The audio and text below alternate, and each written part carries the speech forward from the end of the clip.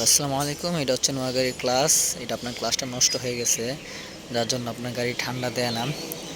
Class যখন নষ্ট হয়ে যাবে তখন আপনার যখন ম্যাগনেট এসি দিবেন তখন ক্লাসটা ম্যাগনেটের সাথে সংযোগ হয়, কিন্তু ক্লাসটা যখন নষ্ট হয়ে যায় পড়ে যায় তখন আর সংযোগ হইতে পারে না, যার জন্য আপনার ঠান্ডাটা দিতে পারে না। এই জন্য আমরা রিকন্ডিশন একটা ক্লাস আপনার লাগাই দিতেছি গাড়িতে। এটা নর্মাল 15 নম্বর কম্প্রেসার লাগানোর পর একটু চেক দিব ঠিক আছে কিনা। আর আমরা লাগানোর পরে ফিউজটাও রেখে দিলাম, তো ফিউজটা কেটে দিছে, যার জন্য আমরা ফিউজটাও চেঞ্জ করে দিব, আপনাদেরকে দেখাবো। দেখতে পাবেন